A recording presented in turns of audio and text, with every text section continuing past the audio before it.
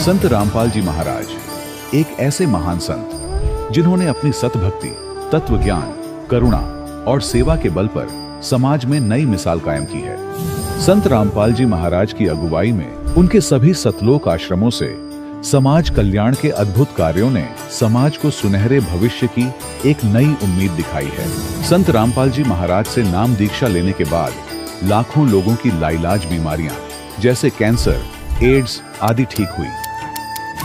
संत जी के ज्ञान से प्रेरित होकर उनके अनुयायियों ने लाखों यूनिट रक्तदान किया। संत जी ने लाखों बहन बेटियों का दहेज मुक्त विवाह करवाया।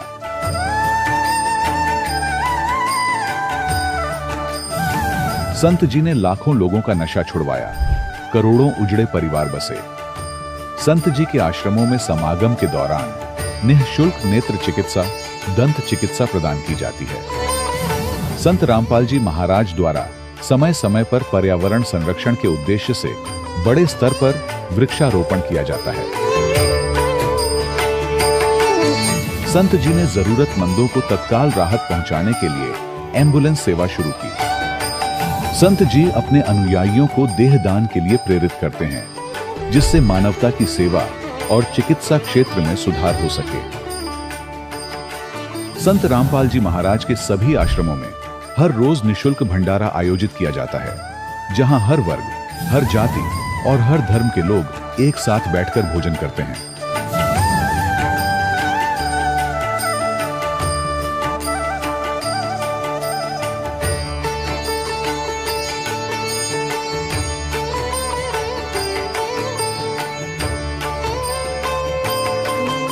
संत रामपाल जी महाराज की अन्नपूर्णा मुहिम ने गरीब और बेसहारा लोगों के जीवन में एक नई ऊर्जा और उम्मीद को जन्म दिया है।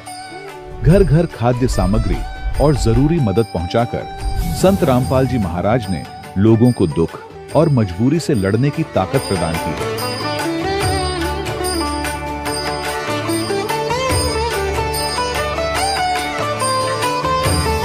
संत रामपाल जी महाराज द्वारा गरीब लोगों के लिए घर बनवाने का अद्भुत कार्य एक ऐसी मिसाल कायम कर रहा है जो सदियों सदियों संत जी की उदारता और दया भावना के तौर पर जाना जाएगा।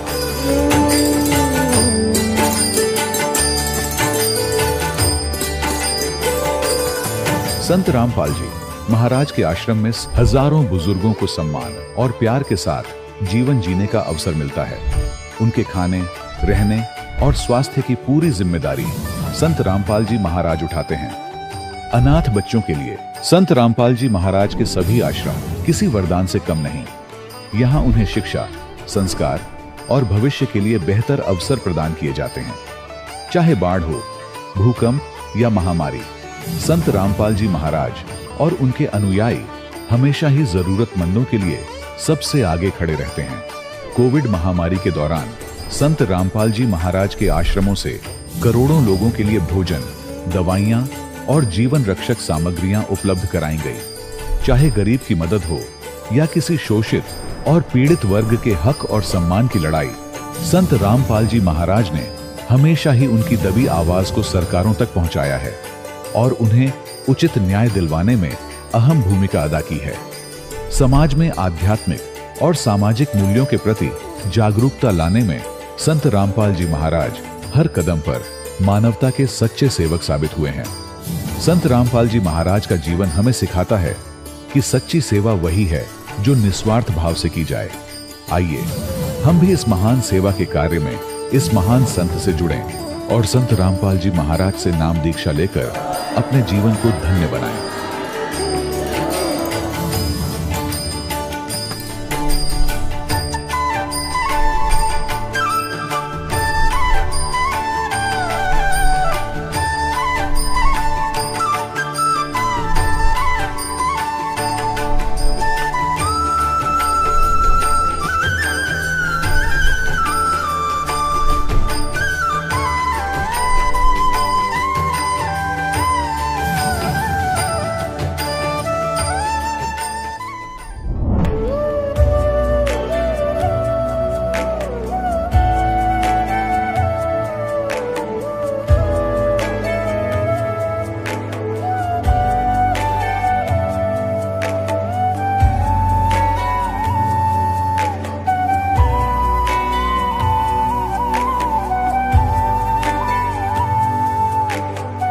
गीता अध्याय 15 के श्लोक 16-17 में 3 प्रभु बताए हैं।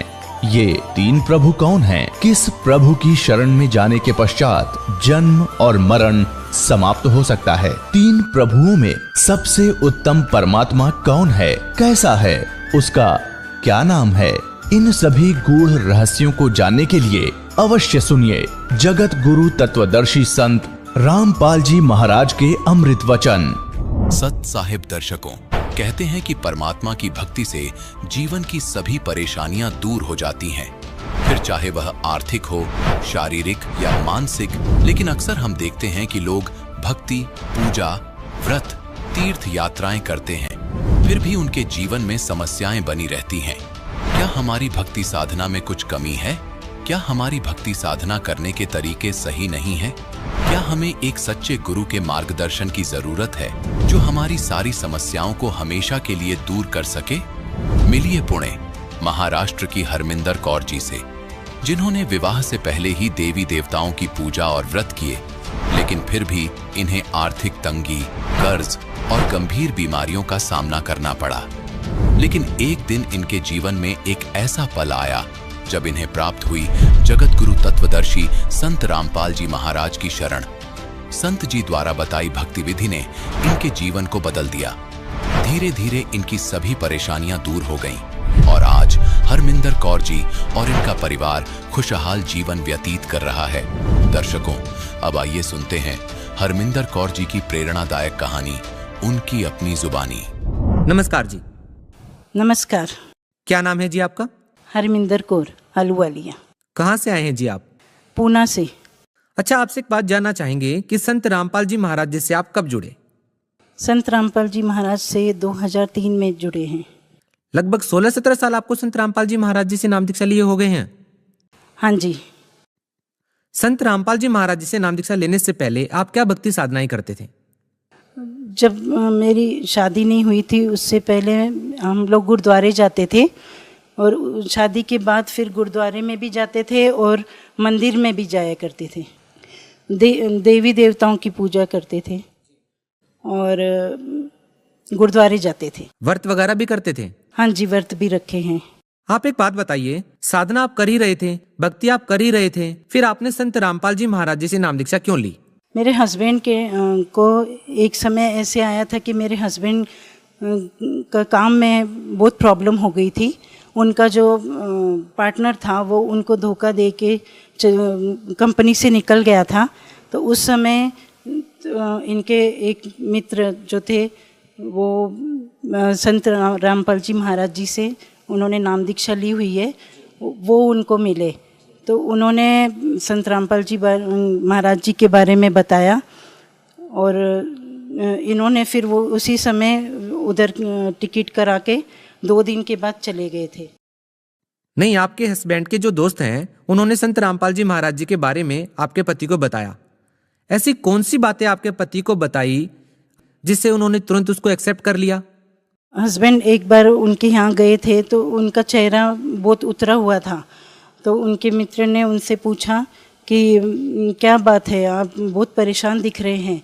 तो इन्होंने बताया कि मेरे ऊपर बहुत बैंक का भी कर्जा चढ़ गया है, बैंक वालों ने अपने पास घर के भी पेपर रख लिए हैं, तो अभी कोई भी रास्ता दिख नहीं रहा है, क्या करूं, कहीं भी मंदिरों में जाना, सब करना, सब देख लिया। तो उन्होंने बोला कि आप संत रामपाल जी महाराज जी के पास आश्रम में एक बार जाके देखिए, आपके सब प्रॉब्लम वहीं पे सॉल्व हो जाएगी। तो मेरे हस्बैंड 2 दिन के बाद ही ट्रेन में संत रामपाल जी महाराज जी के पास चले गए। वहाँ जाके उन्होंने सब आश्रम में जाके जब भी गुरुजी से मिले, नाम दीक्षा ली, तो उन्होंने उनको सब चीज़ों का ज्ञान हो गया कि हम जो भक्ति कर रहे थे वो सब गलत थी, और जो संत रामपाल जी महाराज जी द्वारा बताई गई भक्ति ही सब पूर्ण भक्ति थी। तो उसके बाद वो नाम दीक्षा लेके वापस जब घर में आए तो उसके बाद ही धीरे धीरे करके इनको वापस बैंक वालों ने पेपर दे दिए घर के और कंपनी के। और उसके बाद सब ठीक होता गया। इनको बाहर जाके ऑर्डर भी नहीं लेने पड़े, कंपनी में बैठे बैठे ही ऑर्डर आने लग पड़े। देखिए, आपने बताया कि आप आर्थिक समस्या से जूझ रहे थे और आर्थिक समस्या भी बहुत बड़ी। आपने बताया कि फैक्ट्री और घर के कागजात आपने गिरवी रख दिए थे बैंक वालों के पास। उसके बाद अचानक से जो आर्थिक समस्या आपकी जो थी वो ठीक होने लग जाती है। आप ऐसा कैसे सोच सकते हैं कि आपको जो ये लाभ मिल रहे थे वह संत रामपाल जी महाराज जी से नाम दीक्षा लेने के बाद मिल रहे थे?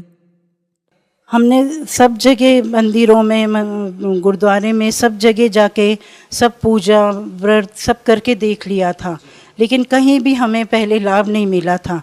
लेकिन जैसे ही संत रामपाल जी महाराज जी से मेरे हस्बैंड ने नाम लिया, उनका सब काम ठीक होने लगा और तुरंत ही वो सब चीज़ों का हमें फ़ायदा हुआ। ये तो रही आपके हस्बैंड की बात। आपने संत रामपाल जी महाराज जी से नाम दीक्षा क्यों ली? क्या आपके पति के कहने पर आपने नाम दीक्षा ली, या आपने भी संत रामपाल जी महाराज जी के सत्संग सुने या उनके बारे में जाना पहले? मेरे पति जब नामदान लेके आए थे तो हमने सत्संग सुने उनसे। तो सत्संग सुनने के बाद ही हम लोगों ने, मेरे बच्चों ने, मैंने और मेरी सास है जो, वो उन्होंने, सबने हमने बोला कि हमने भी नामदान लेना है संत रामपाल जी महाराज जी से। फिर संत रामपाल जी महाराज जनवरी में 2003 में पूना आए थे, तो वहीं पे हमें नामदान संत रामपाल जी महाराज जी ने दिया।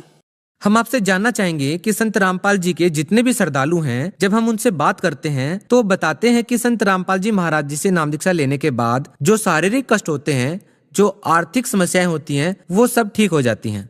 आर्थिक लाभ के बारे में आपने बताया, आपको संत रामपाल जी महाराज जी से नाम दीक्षा लेने के बाद क्या कोई शारीरिक लाभ भी मिला? हाँ जी, शारीरिक लाभ बहुत मिले हैं मुझे। संत रामपाल जी महाराज जी से मिलने से पहले अस्थमा के अटैक आते थे। अस्थमा के इतने ज़बरदस्त अटैक होते थे कि मुझे बहुत सांस की आवाज़ दूर दूर तक आती थी, उसकी आवाज़ तीसरे कमरे में जाती थी। तो संत रामपाल जी महाराज जी से जब नामदान लिया, तभी उसके बाद मेरा अस्थमा बिल्कुल पूरी तरह से ख़त्म हो गया। और इसके अलावा नामदान लेने के 3 महीने बाद मुझे पेट में एक बार बहुत ज़ोर से दर्द उठा। मुझे डॉक्टर के पास जहांगीर हॉस्पिटल में ले गए थे। वहाँ पे डॉक्टर ने इंजेक्शन वगैरह दिए, उनकी समझ में भी नहीं आ रहा था कि क्या प्रॉब्लम है। 4 दिनों तक उन्होंने दवाई वगैरह की, एडमिट रखा।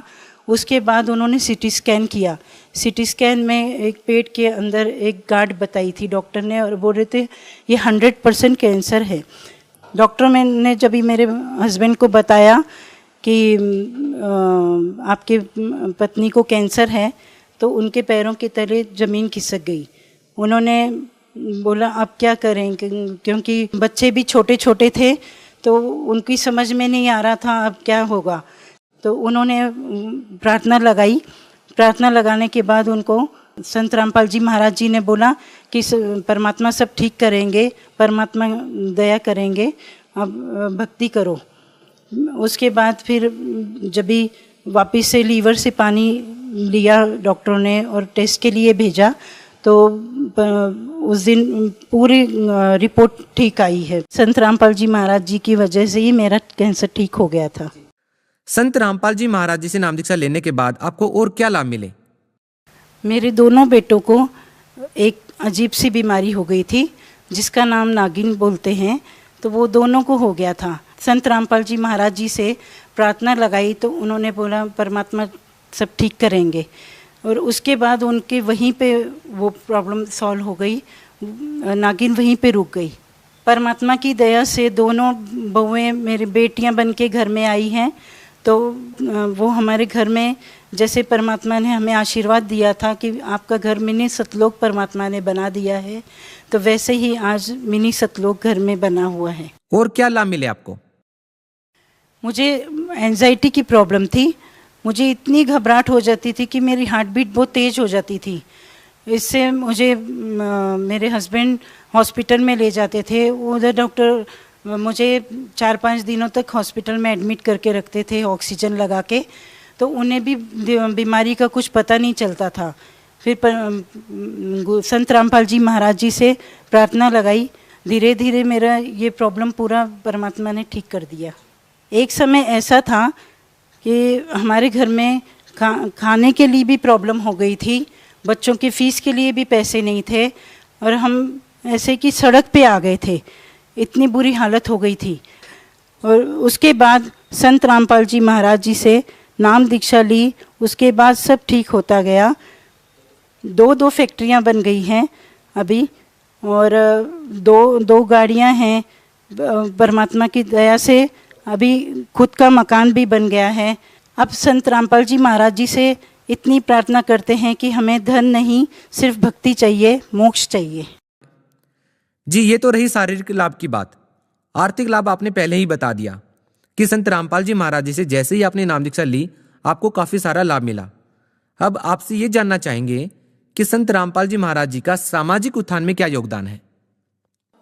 बेटियों की जो शादी है उनके लिए माँ बाप को अभी चिंता कोई करने की ज़रूरत नहीं है। संत रामपाल जी महाराज की दया से मेरे दोनों बेटों की शादी वो बिना दहेज के, एक भी पैसा लिए बगैर अच्छी से हो गई है। देखो, ऐसा है ना, बगैर दहेज के बहुत सारी शादियां हो जाती हैं, लेकिन बेटियों के साथ बाद में बहुत ज़्यादा प्रॉब्लम हो जाती है और फिर परिवार वाले दहेज मांगने लग जाते हैं। देखिए, बहुत सारे लोग ऐसे हैं जो इस बात से सहमत नहीं हैं। उनका मानना है कि बाद में बेटियों के साथ बहुत ज़्यादा समस्या होती है। हम आपसे ये जानना चाह रहे हैं कि आपके जब बच्चों की शादी हुई, उनकी शादी को कितने साल हो गए हैं? क्या अभी वो संपूर्ण रूप से सही और खुशहाल ग्रस्त जीवन जी रहे हैं?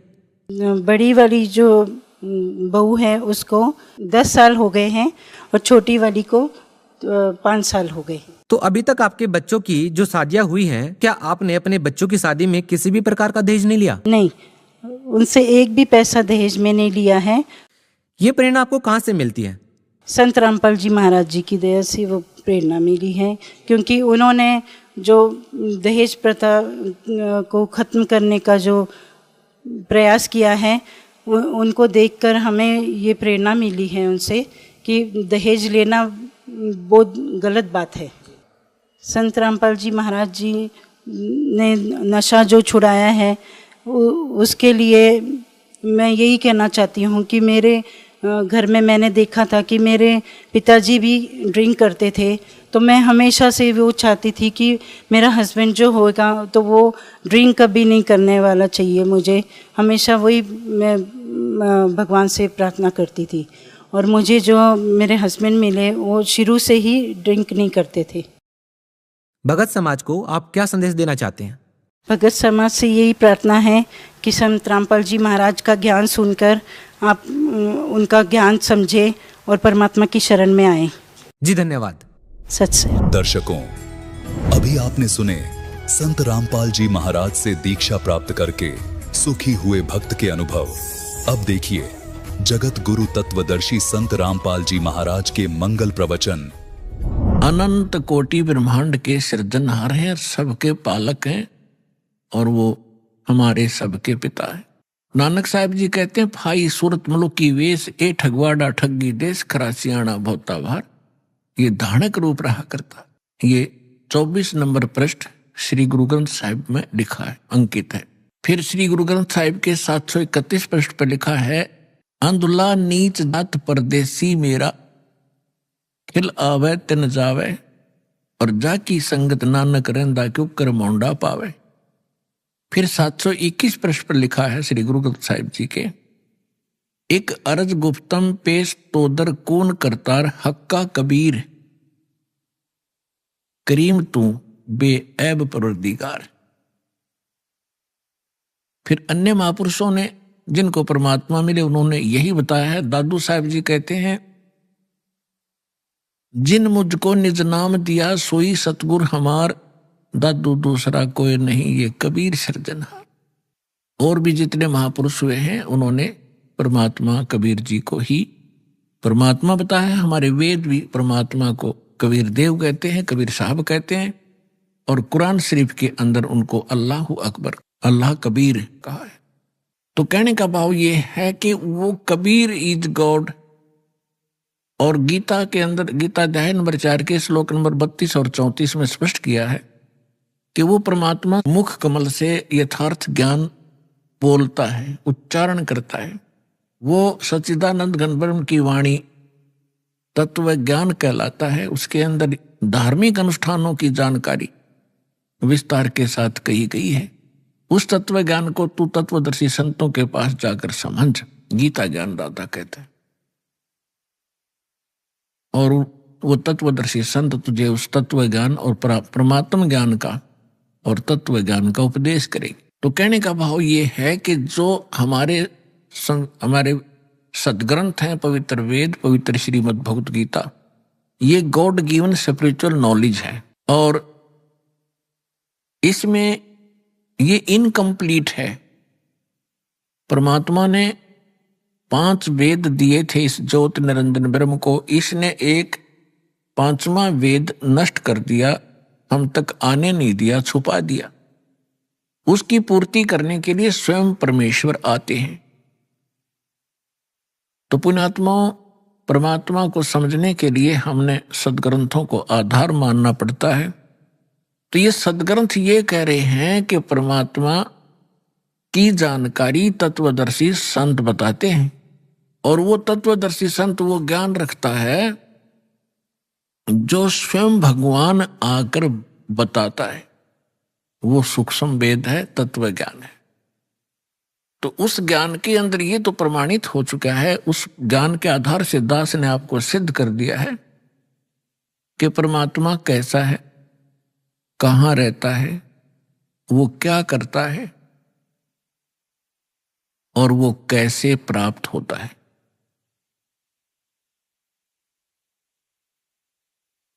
तो अब हमने उस अध्यात्म ज्ञान को समझना है।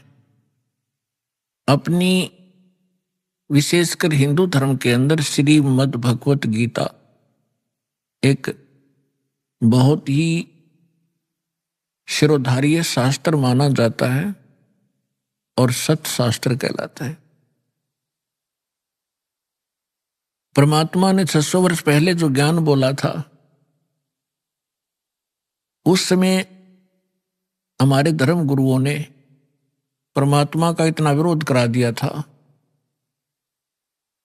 कि हम भूल गए थे कि कबीर नाम का कोई व्यक्ति रहा होगा। केवल पुस्तकों में पढ़ा करते थे,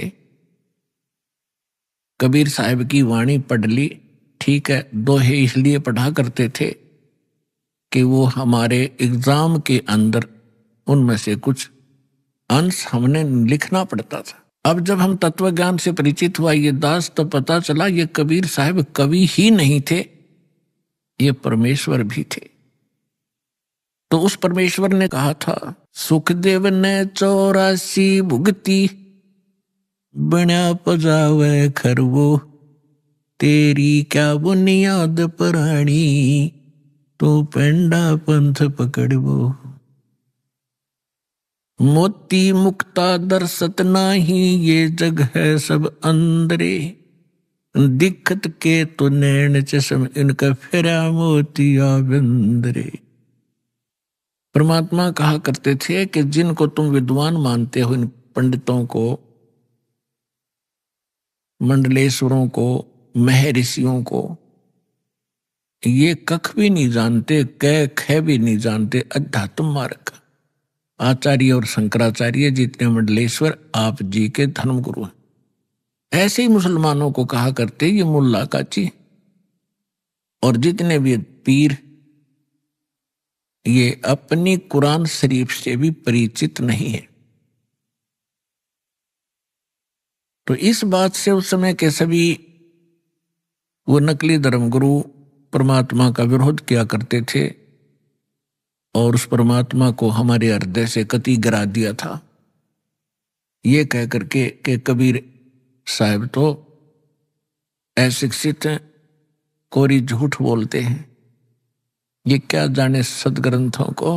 आज से 600 वर्ष पहले परमात्मा ने अपनी प्यारी आत्मा धर्मदास जी से कहा था, धर्मदास ये जग बोराना, कोई न जाने पद निर्वाणा, यही कारण मैं कथा पसारा, सबसे कहिए वो राम नियारा। यही ज्ञान जग जीव सुनावो, सब जीवों का भरम नसाओ।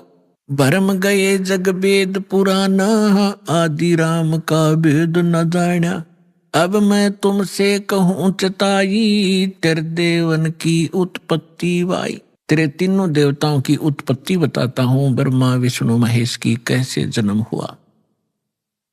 माँ अष्टंगी पिता निरंजन, ये जुम दौरुण वंशन अंजन। पहले कीन निरंजन राई, पीछे से माया उपजाई। माया रूप देख अति शोभा, देव निरंजन तन मन लोभा।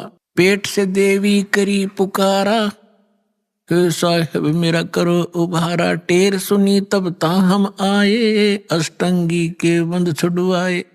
धर्मराय की ने भोग विलासा, माया को रही तब आशा। तीन पुत्र अष्टंगी जाए, ब्रह्मा विष्णु शिव नाम धराए। तिनके सुत हैं तीनों देवा, ये अंदर जीव करते हैं सेवा। गुण तीनों की भक्ति में ये भूल पड़ो संसार। कहे कबीर निज नाम बिना कैसे उतरो पार। तीन देव की जो करते भक्ति, उनकी कदे ना होवे मुक्ति। आज से 600 वर्ष पहले परमात्मा ने कहा था कि गुण तीनों की भक्ति में। तीन गुण कौन? रजगुण ब्रह्मा, सतगुण विष्णु, तम गुण शिव जी। इन तीनों देवताओं की भक्ति में ये भूल पड़ो संसार। और कहें कबीर निज नाम बिना, यथार्थ मंत्र के बिना तुम कैसे उतरो पार। और तीन देव की जो करते भक्ति, उनकी कदे ना हो वह मुक्ति। जिस परम पिता को ये अज्ञानी, एक संस्कृत भाषा के ज्ञाता कहा करते, वो अविद्वान है, जुलाहा है, शूद्र है, मूर्ख है, इसने बोलना भी ना आता, भाषा का उच्चारण भी ठीक नहीं, ये क्या जाने सदग्रंथों के बारे में ये आलोचना करता है। गुण तीनों की भक्ति में ये भूल पड़ो संसार। कहे कबीर निज नाम बिना कैसे उतरो पार।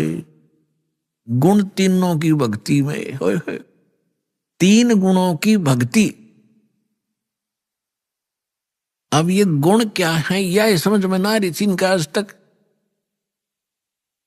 तो परमात्मा ने बताया कि रजगुण ब्रह्मा, सतगुण विष्णु, तम गुण शिव कहावे रे। चौथे पद का मरहम न्यारा, वे तत्वदर्शी बतावे रे। अब तीन गुण कौन थे? भगवान ने 600 वर्ष पहले सिद्ध कर दिया कि तीन देव, तीन गुण, ब्रह्मा विष्णु महेश, इनकी जो भक्ति करते हैं उनकी कभी मुक्ति नहीं होगी। और हमारे दादे परदादे इनने पूज पूज कर मर गए, तो क्या मुक्त हुए? वो नहीं हुए। आपको प्रमाण दिखाते हैं। श्रीमद देवी भागवत से हम सिद्ध करते हैं कि तीनों गुण कौन हैं। देखिएगा, ये है श्रीमद देवी भागवत हिंदी टीका सहित भाग 1। ये छपी कहां से है?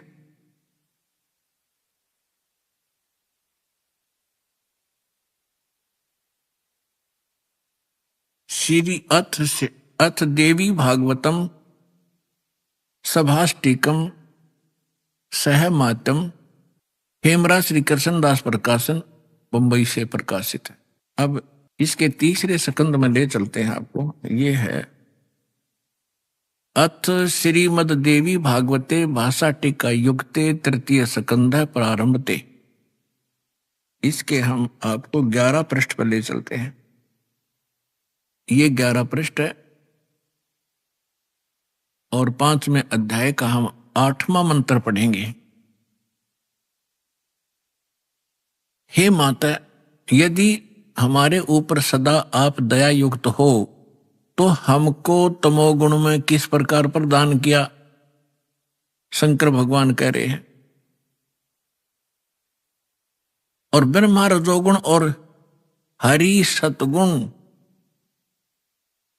युक्त किए, क्यों किए? अब क्या बता रहे हैं, फिर हम संस्कार देखेंगे। यदि दया धर्मना न सदा अंबिके, आप यदि हमारे ऊपर सदा मेहरबान बताते हो, मैं तुम्हें बहुत प्यार करती हूं, तो कथम अहम विहित, क्यों मैं बना दिया तमोगुण, तमोगुण। और कमल जय, कमल से उत्पन्न होने वाले ब्रह्मा जी को रजोगुण संभव है, रजोगुण क्यों बना दिया। और सुविहित किमु सतोगुण हरि, और विष्णु को आपने सतोगुण क्यों बना दिया। इति सिद्धम रजगुण ब्रह्मा सतगुण विष्णु तमगुण शिव जी। अब एक और पुराण से सिद्ध करते हैं ब्रह्मा विष्णु महेश क्या है, देखिए। ये है मार्कंडेय पुराण, सचित्र मोटा टाइप, केवल हिंदी, और गीता प्रेस गोरखपुर से प्रकाशित है। इसके 123, 22-23 पृष्ठ पर दिखाएंगे। ये 122 पृष्ठ पर हम पढ़ना शुरू करेंगे मार्कंडेय पुराण। यहां से मार्कंडेय जी बोले, ये बता रहे हैं सारा कुछ, हम यहां आ जाते हैं। राम मार्कंडेय जी बता रहे हैं, रजोगुण प्रधान ब्रह्मा, तमोगुण प्रधान रुद्र, सत्व प्रधान विश्वपालक विष्णु हैं, और यही 3 देवता हैं, और यही 3 गुण हैं। अब जिसको ये अनपढ़ अशिक्षित कहा करते थे, उस परमेश्वर ने 600 वर्ष पहले बता रखा था, ब्रह्मा विष्णु महेश, रजगुण ब्रह्मा सतगुण विष्णु तमगुण शिव जी, जो इनकी पूजा करते हैं वो कभी मुक्ति प्राप्त नहीं कर सकते। और श्रीमद् भगवत गीता में उनको क्या संज्ञा दी है, इस त्रिगुण में ही माया, रजगुण ब्रह्मा सतगुण विष्णु तमगुण शिव जी की जो पूजा करते हैं, जिनकी बुद्धि इन्हीं पर सीमित होगी है, इसके अतिरिक्त वो किसी की बात को सुनना पसंद भी नहीं करते। राक्षस स्वभाव को धारण किए हुए मनुष्यों में नीच दूषित कर्म करने वाले मूर्ख, 4 गाली इकट्ठी दे रखी है। गीता ज्ञानदाता कहता और मेरी भक्ति भी ना करते। गीता ज्ञानदाता कौन है? ये ब्रह्म है, ये सरपुरुष है, 21 ब्रह्मांड का स्वामी है, ब्रह्मा विष्णु महेश का पिता है, जो श्री कृष्ण में प्रवेश करके श्रीमद् भगवत गीता का ज्ञान बोल गया। आइए पढ़ें अपने ही सदग्रंथों को, जिनको हम डेली रटा करते, हम पढ़ा करते, समझा नहीं करते। हमने मान रखा था इसके पढ़ने मात्र से ही मोक्ष होगा, नहीं। श्रीमद् भगवत गीता में जो लिखा है वैसे सब उसको करने से मोक्ष होगा, ना कि केवल पढ़ने मात्र से। पढ़ने से ज्ञान होता है, वो ज्ञान भी ना हुआ, हमने पढ़ते पढ़ते कितने दिन बीत गए थे, वर्ष बीत गए थे। गुरु बिन का हुन पाया ज्ञाना, जो थोथा बुस छड़े मूड किसाना। गुरु बिन वेद पढ़े जो प्राणी, समझन सार रहे अज्ञानी। तो हम इन पढ़ा भी करते इन सदग्रंथों को, लेकिन ज्ञान नहीं था। आज हम पढ़ेंगे इस पवित्र सदग्रंथों को परमात्मा की तत्व ज्ञान की रोशनी में, हम एक एक अक्षर समझ जाएंगे। आइएगा अब 7वां अध्याय पढ़ते हैं, देखिएगा। श्रीमद् भगवत गीता, जय दयाल गोविंद का इसके अनुवादक हैं, गीता प्रेस गोरखपुर से ये प्रकाशित है, और ये सबसे अधिक हिंदू समाज में यही पढ़ी जा रही है। आप अब देखते हैं 7वां अध्याय।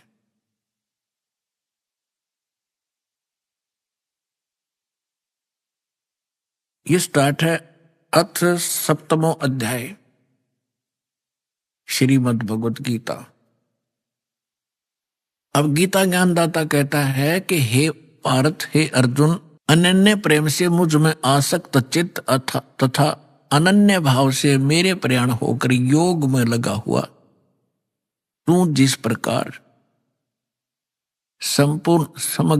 समग्रम संपूर्ण विभूति बल ऐश्वर्य गुण से युक्त सबके आत्म रूप माम मुझको संशय रहित जानेगा, उसको सुन। अब क्या कहता है गीता ज्ञानदाता? कहता है कि अब जो ज्ञान सुनाने जा रहा हूं, इसके जानने के बाद तुझे कोई शंका नहीं रहेगी मैं क्या हूं।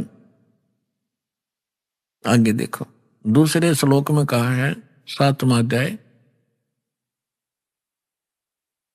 दूसरा मंत्र, मैं तेरे लिए इस विज्ञान सहित तत्व ज्ञान को, इस ज्ञान को, तत्व ज्ञान ज्ञान को पूर्णतः कहूंगा, जिसको जानकर संसार में और कुछ भी जानने योग्य शेष नहीं रह जाता।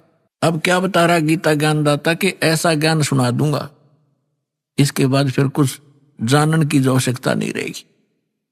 फिर देखिएगा इसमें क्या बताता है, तीसरे मंत्र में, हजारों मनुष्यों में कोई एक सिद्धेय माने परमात्मा प्राप्ति के लिए प्रयत्न करता है, और प्रयत्न करने वालों में वाले सिद्धानाम साधकों में भी कोई एक मेरे प्राण होकर मुझको तत्व से वेति माने जानता है, तत्व से जानता है। ये क्या कह रहा है कि परमात्मा की प्राप्ति के लिए हजारों में से कोई ही भक्ति करना चाहता है, परमात्मा के प्रयत्न कर रहा है, उनमें से मेरे तक भी कोई एक आधा ही पहुंचता है, ना तो नीचे के देवी देवताओं तक ही सीमित रह जाते हैं। आगे देखो, चौथा और पांचवें का इकट्ठा अनुवाद है, पृथ्वी जल अग्नि वायु और आकाश मन बुद्धि और अहंकार, इस प्रकार यह 8 प्रकार से विभाजित मेरी प्रकृति है। यह 8 प्रकार से भेद वाली तो अपरा मेरी जड़ प्रकृति है, और हे महाभाव इससे दूसरी जिससे ये संपूर्ण जगत धारण किया जाता है, मेरी जीव रूपा चेतन प्रकृति जान। अब यहां 2 शब्द हो गए, 2 प्रकृति। एक तो इन्होंने बता दिया 5 तत्व और मन बुद्धि और अहंकार, ये 8 प्रकार से बनी प्रकृति। दूसरी बता रहे हैं ये चेतन प्रकृति, ये दुर्गा है,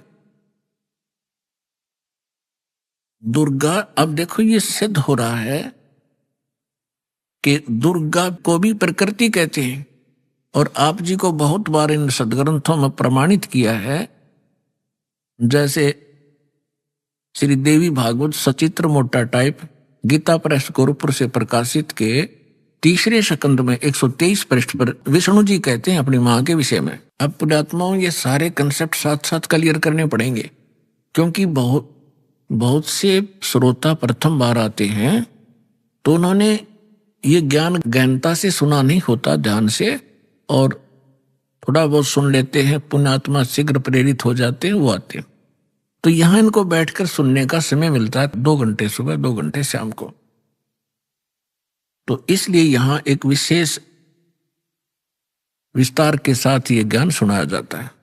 ये श्रीमद देवी भागवत देखिएगा, सचित्र मोटा टाइप हिंदी, गीता प्रेस गोरखपुर से प्रकाशित है, और परमात्मा चाहने वाले हिंदुओं के घरों पर यह लगभग रखी पाओगी।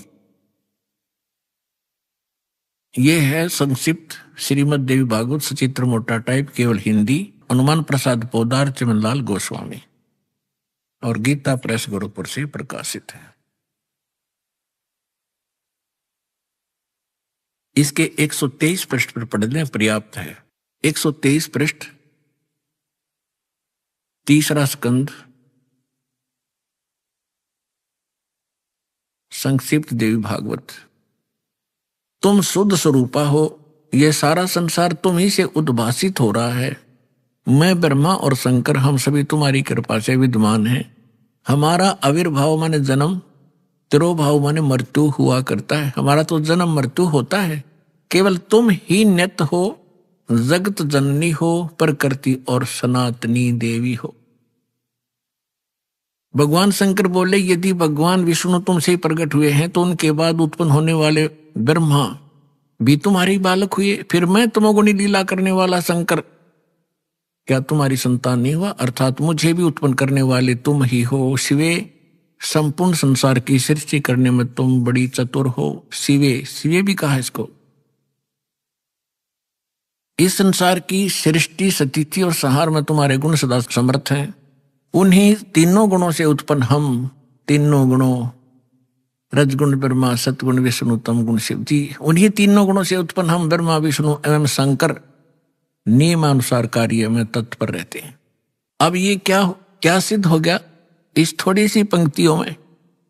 कितने कंसेप्ट क्लियर हो गए। नंबर 1, ब्रह्मा विष्णु महेश की जन्म मृत्यु होती है। नंबर 2, दुर्गा को प्रकृति कहते हैं। नंबर 3, ब्रह्मा विष्णु महेश की माता दुर्गा है। और नंबर 4, रजगुण ब्रह्मा, सतगुण विष्णु, तमगुण शिव जी। नंबर 5, ये केवल वर्क डन ही दे सकते हैं, जैसा कर्म जीव ने किया उसमें कोई परिवर्तन नहीं कर सकते, नियमित कार्य ही कर सकते। ये 5 कंसेप्ट, 5 पॉइंट कति सिद्ध हो गए। अब थोड़ा सा और दिखाते हैं आपको। ये देखिएगा संक्षिप्त शिवपुराण। इस संक्षिप्त शिवपुराण के अंदर ये गीता प्रेस गोरखपुर से प्रकाशित है, सचित्र मोटा टाइप, केवल हिंदी। और ये कहां से प्रकाशित है देखिएगा, हनुमान प्रसाद पोदार इसका इनके संपादक हैं और प्रकाशक हैं। ये गीता प्रेस गोरखपुर, गोविंद वन कार्यालय कोलकाता का संस्थान। यहां देखिएगा संक्षिप्त शिवपुराण 98वें पृष्ठ से हम थोड़ा सा पढ़ेंगे। यहां 5वां अध्याय रुद्र संहिता का हम पढ़ेंगे, 6ठा। 5वें के एंड को पढ़ रहे हैं। अपने पुत्र नारद की आवाज सुनकर लोक पितामह ब्रह्मा वह इस प्रकार बोले। 5वां अध्याय समाप्त हुआ, 6ठा प्रारंभ हुआ रुद्र संहिता का 99वें पृष्ठ पे। नारद ने पूछा था कि सृष्टि की रचना बताइए भगवान पिताजी ब्रह्मा जी से। तो ब्रह्मा जी ने बताया, अब आपके रूबरू पढ़कर सुनाता हूं। ब्रह्मा जी ने कहा ब्रह्मन श्रोमणे, तुम सदा समस्त जग के उपकार में लगे रहते हो। तुमने लोगों के हित की कामना से बहुत उत्तम बात पूछी है, जिसमें समस्त चराचर जगत नष्ट हो गया था। सर्वत्र केवल अंधकार ही अंधकार था, न सूर्य दिखाई देते थे, न चंद्रमा आदि कुछ भी नहीं थे। उस समय तत्सद्ब्रह्म, इस श्रुति में जो सत्य सुना जाता है एकमात्र वही शेष था। 100 पृष्ठ पे जिस परब्रह्म के विषय में ज्ञान और अज्ञान से पूर्ण युक्तियों द्वारा इस प्रकार विकल्प किए जाते हैं। यानी ब्रह्मा जी कह रहे हैं कुछ सच्ची कुछ झूठी, जो मैंने सुनी है वो बता रहा हूं। उसने कुछ काल के बाद, कुछ समय के उपरांत द्वितीय की इच्छा प्रकट की। उसके भीतर एक से अनेक होने के संकल्प उदित हुए। तब उस निराकार परमात्मा ने अपनी लीला शक्ति से अपने लिए एक मूर्ति की कल्पना की। इनका क्या मानना है कि परमात्मा मूलतः निराकार है और उसने फिर अपने आकार में आने की सोची, फिर वो सदा शिव बन गए। अब देखो क्लियर होगा यहां से। उस निराकार परमात्मा ने अपनी लीला शक्ति से अपने लिए मूर्ति की कल्पना की। जो मूर्ति रहित परम ब्रह्म है उसकी मूर्ति, यहां देखिए, भगवान सदाशिव हैं। अब सदाशिव कौन है ये देखना ध्यान से। ये किसको सदाशिव कहते हैं? अर्वाचीन और प्राचीन विद्वान उन्हीं को ईश्वर कहते हैं। उस समय एकाकी रहकर स्वेच्छानुसार विहार करने वाले उन सदाशिव ने अपने विग्रह से स्वयं ही स्वरूप भूता शक्ति की सृष्टि की, जो उनके अपने श्री अंग से कभी अलग होने वाली नहीं थी। उस प्राशक्ति को प्रधान भी कहते हैं, प्रकृति भी कहते हैं, गुणवती माया, बुद्धि तत्व की जननी तथा विकार रहित कहा है। वह शक्ति अंबिका कही गई है। उसी को प्रकृति, सर्वेश्वरी, त्रिदेव जननी, तीनों देवताओं को उत्पन्न करने वाली उनकी माता, ब्रह्मा विष्णु महेश की माता, नेता और मूल कारण भी कहते हैं। सदाशिव द्वारा प्रकट की गई उस शक्ति की 8 भुजाएं हैं। हो गया क्लियर? अब ये दुर्गा के विषय में है और सदाशिव ये कौन है? ये काल है। आगे और क्लियर हो जाएगा। अब इसमें क्या सिद्ध हो गया कि प्रकृति भी दुर्गा को कहते हैं और प्रधान भी दुर्गा को कहते हैं। गीता अध्याय नंबर 14 के श्लोक नंबर 3 से 5 में कति स्पष्ट किया गया है। ये काल कहता है, गीता बोलने वाला ब्रह्म कहता है कि प्रकृति तो मेरी पत्नी है, सब जीवों को उत्पन्न करने वाली माता है, मैं इसके गर्भ में बीज स्थापन करने वाला सबका पिता हूं। और इन प्रकृति से उत्पन्न ये तीनों गुण इस जीव को कर्मानुसार यहां बांधे रखते हैं, जकड़े रखते हैं। तीनों गुण कौन सी सिद्ध होगी? रजगुण ब्रह्मा सतगुण विष्णु तम गुण शिव जी। अभी आपने सुने संत रामपाल जी महाराज के मंगल प्रवचन। आइए अब सुनते हैं संत रामपाल जी महाराज से नाम दीक्षा लेकर सतभक्ति करके अद्भुत लाभ प्राप्त करने वाले अनुयायी के विचार। नमस्कार दर्शकों, कहते हैं जब मुसीबत आती है तो अकेले नहीं आती, बल्कि अपने साथ कई समस्याओं को लेकर आती है। जब इंसान को मुसीबतें चारों तरफ से घेर लेती हैं, तो उसे यह समझ नहीं आता कि वह क्या करे। आज हम आपको एक ऐसे श्रद्धालु की सच्ची कहानी सुनाने जा रहे हैं, जिन्हें जीवन में अचानक चारों तरफ से मुसीबतों का सामना करना पड़ा। यह कहानी है राजेश कुमार श्रीवास्तव जी की, जो गाजियाबाद उत्तर प्रदेश के निवासी हैं। राजेश जी विभिन्न देवी देवताओं जैसे शिव जी, दुर्गा जी और बालाजी की पूजा किया करते थे। फिर भी इनके जीवन में समस्याओं का अंबार लगा हुआ था। कभी बीमारी का सामना करना पड़ता तो कभी व्यापार में नुकसान हो जाता। करोड़ों के कर्ज में डूबे हुए थे और झूठे मुकदमों का भी सामना करना पड़ा। समाधान की तलाश में राजेश जी ने मंदिर, मस्जिद और गुरुद्वारों के चक्कर काटे, तांत्रिकों के पास भी गए, परंतु इन्हें कहीं से भी राहत नहीं मिली। फिर एक दिन इनके जीवन में एक नया मोड़ आया। इन्होंने संत रामपाल जी महाराज का सत्संग सुना और उनसे नाम दीक्षा प्राप्त की। दर्शकों, आइए अब राजेश कुमार जी से ही सुनते हैं उनके जीवन की यह कहानी कि आखिर कैसे इनके दुख भरे जीवन में सुख, शांति और समृद्धि आई। जी नमस्कार। सर नमस्कार। क्या नाम है जी आपका? राजेश कुमार श्रीवास्तव। राजेश कुमार जी, कहाँ से आए आप? वैसे तो मैं जिला रायबरेली पोस्ट सलोन का रहने वाला यूपी का, लेकिन फिलहाल गाजियाबाद में मैं रह रहा हूँ। सर, संत रामपाल जी महाराज से नाम दीक्षा लेने से पहले आप क्या भक्ति साधना करते थे? मैं सदा शिव शंकर जी की पूजा करता था। नंगे पैर आता था दुधेश्वरनाथ मंदिर हमारे गाजियाबाद में। तो 41 दिन का प्रतिज्ञा करके जल चढ़ाना, उसके बाद पानी पीना, दुर्गा जी की पूजा करना, बालाजी जाना, सभी देवताओं की पूजा करता था मैं। सर, जब आप हिंदू धर्म में प्रचलित सभी प्रकार की पूजाएं आप कर रहे थे, तो फिर आपको संत रामपाल जी महाराज से नाम दीक्षा लेने की क्या जरूरत आन पड़ी? सर, एकदम से हमारे घर में दिक्कत आई, बीमारी हुई, भूत बाधा हुई। फिर जहाँ जहाँ लोगों ने बताया वहाँ वहाँ जाना शुरू किया। व्यापार में नुकसान होना शुरू हुआ, बच्चे को हमारे काफ़ी दिक्कत हुई, बीमारी हुई। तो इन सबसे फिर हमें इसमें मोबाइल में हम एक दिन ऐसे बैठे थे, हमने संत रामपाल जी महाराज का सत्संग देखा। सत्संग देखने के बाद फिर हमने बात की कि भाई हम तो परेशान थे, जहाँ जो बताता था वहीं भागना, कि मस्जिद भी जाना, मंदिर भी जाना, पीरों के यहाँ जाना, झाड़ फूँक कराना, लेकिन कोई रिलीज नहीं मिला। उसी दौरान हमारी पत्नी भी ख़त्म हो गई इसी सब उसमें। फिर मुझे किसी ने बताया कि आप जो है पूर्ण परमात्मा है संत रामपाल जी महाराज के रूप में, तो आप इनसे अरदास लगाओ।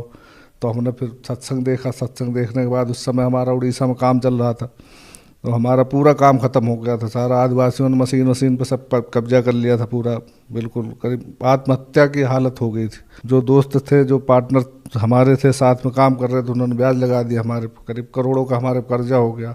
सर, हमने कोई नाम नहीं लिया था। फिर हमने ऐसे ही सत्संग देखा, उसके बाद परमात्मा से अरदास लगाई। तो सर, जैसा कि आपने बताया कि आपके जीवन में बहुत सारी कठिनाइयाँ आ रही थी, बहुत सारी परेशानियों ने आपको घेर लिया था, तो क्या संत रामपाल जी महाराज से नाम दीक्षा लेने के बाद आपको कोई लाभ मिला? सर जी, उड़ीसा में हमारे भी करीब 40 लाख का कर्जा हो गया था। लॉकडाउन लग गया था, उसमें सबको पता है कि मशीनें सारी हमारी चोरी हो गई थी। स्टील का काफ़ी करीब 40 टन स्टील गायब हो गया था। आदिवासी लेबर थी, हमारी 4 व्हीलर थी, वो हमारी उठा ली थी वहाँ पे, और भी बहुत बहुत नुकसान हुआ था। तो हमने जब सत्संग देखा, उसके बाद मैंने फिर आश्रम में फ़ोन लगाया, तो वहाँ से बताया कि आप जो है लोनी नामदान केंद्र में बात करो। तो हमने बात की। हमने कहा भगत जी हम आ नहीं सकते वहाँ, क्योंकि गाजियाबाद में हमारे पे FIR थी, और जो साथ में काम करने वाले थे उन्होंने हम पे ब्याज लगा दिया था। मकान पे ताले लग गए थे, हमारे सारी प्रॉपर्टी हमारी बिक गई थी कर्जे में। तो बिना नाम लिए हमने वहीं से प्रार्थना लगाई थी। परमात्मा ने बड़े आराम से वहाँ से, संत रामपाल जी पूर्ण परमात्मा ने हमें बड़े आराम से निकाला। और वहाँ निकलने के बाद हमें जहाँ से पुलिस यहाँ वारंट कटा था ढूंढ रही थी, हम सीधा लोनी उतरे थे, हम अपने घर नहीं गए। उसके बाद वहाँ से हमें 15 दिन का समय मिला थाने से कि आप जो है आराम से अपना फैसला करो। तो ये पहला लाभ तो यही कि हमारी इज्जत बची, और दूसरा पूर्ण परमात्मा संत रामपाल जी महाराज की शरण में आने से हमारा व्यापार सही हो गया, परिवार सही हो गया, सब कुछ धीरे धीरे सही होता जा रहा। हमारे पे सर जी कम से कम 1 करोड़ का कर्जा हो गया था, 1 करोड़ का हो ही गया था। करीब 65 लाख का अम्बाला में हुआ था और 40 लाख का उड़ीसा में हुआ था, जो हमारे पे सारे पेपर रखे हैं और बाकायदे पेपर भी निकाला था। 3-4 दैनिक जागरण में सब में सब कटिंग रखी है हमारे पास, सारी धारा लगी थी हम पे। तो परमात्मा ने इनसे सबसे मुझे बाइज्जत भरी किया, और आज इज्जत से वहीं उसी जगह रह के व्यापार भी कर रहा हूँ और समाज में खड़ा हूँ, सिर्फ केवल पूर्ण परमात्मा रामपाल जी महाराज की वजह से। और सर जी सबसे बड़ा लाभ मिला कि मैं नशा बहुत करता था, शराब पीता था, मीट मुर्गा खाता था, जो नशा बना है सारा यूज करता था, वो उससे सबसे छुटकारा मिल गया। नाम लेते मंत्रों में इतनी ताकत है कि अपने आप सब छूट गया। और अभी हमारे यहीं सिद्धार्थ विहार प्रताप विहार में काम चल रहा था वाटर ट्रीटमेंट प्लांट का, करीब 200 करोड़ का था। तो उसमें हमारा टैंक का काम होता है, 20 बाई 20 का हम बनाते हैं टैंक। उसमें पूरा काम फाइनल हो गया और लास्ट में करते करते 1500 डाया का पाइप था सीवर का, वो फट गया। उसमें हमारी करीब 10-15 लेबर थी, काम कर रही थी। जबकि सीवर का पाइप फटने के बाद गैस बहुत भयंकर फटती, उसमें आदमी मर भी सकता है, लेकिन कोई नुकसान नहीं हुआ। और 15 दिन तक जेसीबी दबी रही, उसमें बड़ी बड़ी क्रेनें मंगवाई, उसे निकाला। बस केवल मंत्रों का मैं जाप करता रहा, जैसे परमात्मा संत रामपाल जी ने बताया कि भाई कोई दिक्कत आती है तो ये करो। और वहीं पे एक हनुमान जी का मंदिर था, और लोग कहने लगे कि तुमने प्रसाद नहीं चढ़ाया इसलिए नहीं हुआ। हम कहा परमात्मा जो करेंगे, हम परमात्मा भरोसा है। 15 दिन बाद मशीन सुरक्षित निकली, और जहाँ पे 30-35 लाख का नुकसान होना तो वहाँ हमारा 2-2.5 लाख में काम बन गया। सबसे बड़ा लाभ हुआ। नहीं, इसमें हमारा करीब 20 लाख का काम था, 35 लाख का नुकसान था। एक फ़ायदा और है, उसी टाइम हमारे पे अचानक यहाँ पे दर्द होना शुरू हो गया, शायद पथरी की शिकायत थी। करीब 11 बजे हमारे क्यों साइड पे हम बैठे रहते थे तो धूल धक्कड़ उड़ती रहती, तो उसी में कहीं से हो गया, हमें पता भी नहीं था। अचानक एकदम दर्द शुरू हुआ, तो हमारा इंजीनियर था, हमने उससे काम कहा भाई हमारे दर्द हो रहा है, तो कहा सर ये तो पथरी की शिकायत। तो 4 बजे हम वहीं पे संतोष मेडिकल कॉलेज है, 4 बजे हमने फ़ोन करके वहाँ जाके इमरजेंसी में दिखाया। उन्होंने देखा, 2 इंजेक्शन लगाए, उन्होंने कहा कि हाँ तुम्हारे पेशाब की नली में 6 mm की पथरी है। टेस्ट किया और बोले कि इसे टेस्ट करा के 10 बजे रिपोर्ट लेके आ जाना। सर जी हम 2 इंजेक्शन लगाए, कोई दवा नहीं खाई, उसके बाद आराम मिला। मैं घर आया और 6 बजे अपने आप परमात्मा, केवल मुझे भरोसा था, परमात्मा का नाम ही ले रहा था, अपने आप 6 बजे पथरी कब निकल गई हमें पता नहीं पड़ा। हमने जब टेस्ट कराया जाके तो वहाँ से कुछ नहीं, वो रिपोर्ट आज भी रखी हमारे पास। तो मैं अस्पताल गया, वहाँ दिखाया 11 बजे, तो उन्होंने कहा कि भाई थी तो, लेकिन अब नहीं है तुम्हारे। तो बोले तो भाई करिश्मा है, तो हम कहा परमात्मा की दया हुई। ये अभी की बात है। मैं परमात्मा श्री रामपाल जी में फ़िलहाल परसों इंटरव्यू के लिए आना था, और 6-7 महीने से अभी काम ढीला था थोड़ा सा। यहाँ आने से, नाम लिखाने से पहले एक काम मिल गया, काफ़ी बड़ा काम है, करीब 1-8 करोड़ का काम है। और अभी मशीन दिलवाई, जबकि हमारी गुंजाइश नहीं थी, हम लोन के लिए ढूंढ रहे थे, कैश में दिलवाई परमात्मा ने। और जो हमारी संपत्ति सारी बेकार हो गई थी, कर्जे में डूब गई थी, 2 मकान दिलवाए परमात्मा ने। ये सब लाभ है, इससे बड़ा और लाभ क्या होगा। सर जैसा कि आपने बताया कि पहले आप काफ़ी कर्ज में डूब गए थे और आपको काफ़ी सारी परेशानियों का सामना करना पड़ रहा था, तो सर हम आपसे ये जानना चाहेंगे कि पहले जो पूजा साधना आप कर रहे थे उनसे आपको कोई लाभ नहीं मिला और आप उल्टा काफ़ी सारी परेशानियों में घिरे जा रहे थे, और संत रामपाल जी महाराज से नाम दीक्षा लेते ही आपको इतने सारे लाभ मिलने लगे। सर इसके पीछे क्या कारण मानते हैं आप? शास्त्र अनुसार भक्ति, उसमें जो है करते थे, लेकिन शाम को नशा भी कर लो, कोई रोक टोक नहीं थी उसमें। सुबह व्रत है, जल चढ़ाए, 4-5 बजे शराब पी लेते थे। तो शास्त्र अनुसार जो परमात्मा संत रामपाल जी भक्ति बताते हैं, इसमें मंत्रों में बहुत ताकत है और बहुत लाभ हुआ है और खुद लाभ सामने है। सर, संत रामपाल जी महाराज से नाम दीक्षा लेने से पहले आप नशा करते थे और संत रामपाल जी महाराज से नाम दीक्षा लेते ही आपने नशा छोड़ दिया। सर, ये कैसे संभव है कि एक व्यक्ति सालों से नशा करता आ रहा है और नाम दीक्षा लेते ही छोड़ देता है? सर, ये एक व्यक्ति के जीवन में कैसे इतना बड़ा परिवर्तन आता है? सर, ये परिवर्तन आपके जीवन में कैसे आया? ये सर, संत रामपाल जी साधारण संत नहीं है, साक्षात परमात्मा है और मंत्रों में इतनी शक्ति है कि हमारा तो कम से कम 20 साल पुराना नशा था और नहीं छूट सकता था। हमने 20 बार कसम खाई, गंगा जल उठाया, घर में लोग बाग दबाव बनाते थे लेकिन नहीं छूटा। मंत्रों में इतनी ताकत है, दो तीन दिन बाद फिर हमें नफरत हो गई। अब कोई अगर पीता होता तो मैं हमारे साथ खड़ा नहीं हो सकता। गाड़ी में अब लोग आ रहे थे भी, पी रहा था तो हमने मास्क लगा दिया, हम कहा भगत जी बीड़ी मत पियो यहाँ, तो इतनी एलर्जी हो गई। तो इतनी ताकत है मंत्रों में। सर, जैसे कि आपने बताया कि संत रामपाल जी महाराज से नाम दीक्षा लेते ही आपका नशा छूट गया, तो सर जो लोग आपकी तरह नशा करते हैं और वो चाहकर भी नशा नहीं छोड़ पा रहे हैं, क्या वो आपकी तरह संत रामपाल जी महाराज से नाम दीक्षा लेंगे तो क्या उनका भी नशा छूट जाएगा? बिल्कुल 100% छूट जाएगा। परमात्मा संत रामपाल जी की भक्ति करें और सच्चे मंत्रों का जाप करें, सारी समस्या सूझ जाए। कैंसर का कैंसर ठीक हो जाएगा। जब हमारी पथरी 6 mm की पेशाब की नली में, एक पित्त की थैली में, इसमें ऑपरेशन भी नहीं होता, डॉक्टर कह रहा था कि इतना गलत जगह फंसी, जाके नीचे फंस गई कि उसका ना ऑपरेशन हो सकता था ना कुछ नहीं, वो तो अपने आप ही निकल सकती थी। वो कह रहे थे दवाओं से गला के निकलेगी। अब बताओ, इतना बड़ा चमत्कार हुआ। नहीं तो इसमें तो आदमी मर सकता है, जिसको पेशाब ही नहीं होगा वो तो मर सकता है। तो इतना बड़ा चमत्कार अभी हुआ है। और जो हम बता रहे हैं ये भी लगभग हमने गुरु जी से प्रार्थना भी लगाई थी, तो उन्होंने कहा कि चलो ठीक हो जाएगा। ये JCB वाली, ये भी बहुत बड़ा हादसा था। नहीं, इसमें हमारा जितने काम नहीं उतना नुकसान हो जाता। सभी लेबरों 15 लेबर थे, पता नहीं परमात्मा क्या होता। तो ये सबसे और अभी एक लाभ हुआ होली के पहले, मैं भूल गया था, हाउस टैक्स जमा करना था मार्च में। तो मैं बैंक गया, 40,000 रुपये थे, तो हम कहा चलो करंट अकाउंट से 35,000 रुपये निकाले और ऐसे ही जैकेट जैसे पहन रखे तो ऐसे हमने डाल लिए। बाहर निकला, गर्मी लग रही थी, हमने बटन खोल दिया और पता नहीं कहाँ गिर गए वो। अब मैं बाहर वहाँ गया तो वहाँ देखा तो पैसे नहीं थे। तो उसने पर्ची दी तो बोला जमा करो, तो हमने कहा कि पैसे तो नहीं है। तो मैं बैंक आया, मैंने CCTV कैमरा दिखवाया, वहाँ भी कुछ नहीं मिला। तो मैं घर आया, मैंने फिर भगत जी को फ़ोन किया। हम कहा कि हम तो कोई गलत काम भी नहीं करते और ना गलत किसी के साथ करते, कैसे हो गया? तो भगत जी ने कहा कोई बड़ी घटना थी, टल गई छोटे में। मगर सर जी 2 घंटे बाद परमात्मा ने हमें 1 लाख रुपए की व्यवस्था करा दी और फिर मैं वहीं से बैंक से मैंने पैसे निकाले और जमा करा और दूसरे दिन 24 लाख का काम दिलाया मुझे वहीं गाजियाबाद में। सर, आप भगत समाज को क्या संदेश देना चाहते हैं? सर जी, भगत समाज को संदेश देना चाहता हूँ कि जैसे हमारे ऊपर सारी समस्याएं थी, करोड़ों का कर्जा हो गया था, व्यापार खत्म हो गया था, मकान सारे बिक गए थे, पुलिस केस हो गया था।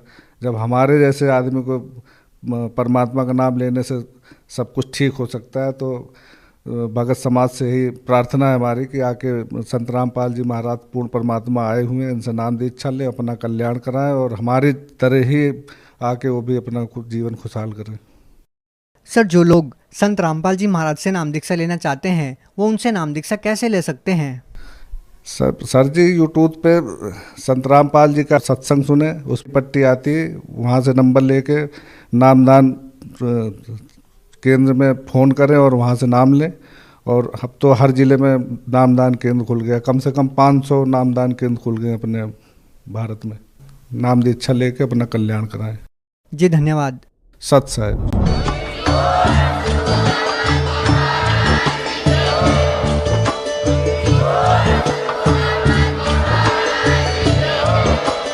आप सुन रहे थे जगत गुरु तत्वदर्शी संत रामपाल जी महाराज जी के मंगल प्रवचन। अधिक जानकारी के लिए विजिट कीजिए हमारी वेबसाइट www.jagatgururampalji.org। संत रामपाल जी महाराज जी के शुभ आशीर्वाद से पूरे विश्व भर में 500 से भी ज्यादा नाम दीक्षा केंद्र हैं, जिन पर संत रामपाल जी महाराज जी द्वारा ऑनलाइन निशुल्क नाम दीक्षा दी जा रही है। अपने नजदीकी नाम दीक्षा केंद्र का पता करने के लिए संपर्क करें 8222880541।